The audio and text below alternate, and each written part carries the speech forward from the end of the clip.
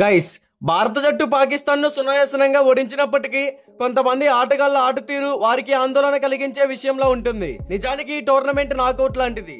ఇక్కడ ప్రతి మ్యాచ్ చాలా ముఖ్యమైనది. దీన్ని దృష్టిలో ఉంచుకొని తదుపరి మ్యాచ్ లో భారత్ ఆడే ప్లేయింగ్ 11 నుంచి తొలగించబడే ముగ్గురు ఆటగాళ్లను ఒకసారి పరిశీలిద్దాం. అయితే కంటెంట్ లోకి వెళ్లే ముందు ఈ వీడియోకి లైక్ చేసి మన ఛానల్ ని సబ్స్క్రైబ్ చేసుకోండి. పాకిస్తాన్ తో జరిగిన మ్యాచ్ లో భారత్ 6 వికెట్ల తేడాతో విజయం సాధించింది. ఈ మ్యాచ్ లో భారత జట్టు పూర్తిగా ఆధిపత్యం చెలాయించింది. ఈ మ్యాచ్ లో పాకిస్తాన్ కు తిరిగి వచ్చే అవకాశం ఎప్పుడూ రాలేదు. భారత్ తరపున విరాట్ కోహ్లీ అజేయ సెంచరీ సాధించడంతో పాకిస్తాన్ ఇచ్చిన 242 పరుగుల లక్ష్యాన్ని భారత్ సులభంగా ఛేదించింది.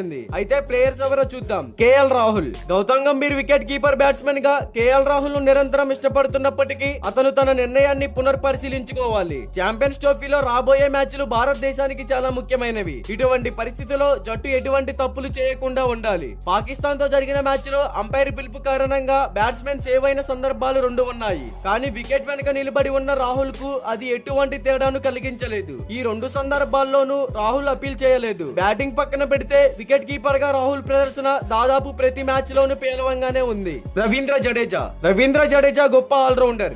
కానీ భారత జట్టుకు ప్రస్తుతానికి అతని అవసరం లేకపోవచ్చు. జడేజాను పక్కన పెట్టిన భారత్ కు ఇంకా 7 బ్యాటింగ్ ఎంపికలు ఉన్నాయి. జడేజా స్థానంలో వరుణ్ చక్రవర్తిని తీసుకుంటే భారత జట్టులో వికెట్లు తీయగల సామర్థ్యం ఉన్న స్పిన్నర్ ఉంటాడు. అంతేకాకుండా చక్రవర్తి ఇటీవల ఫామ్ అద్భుతంగా ఉంది.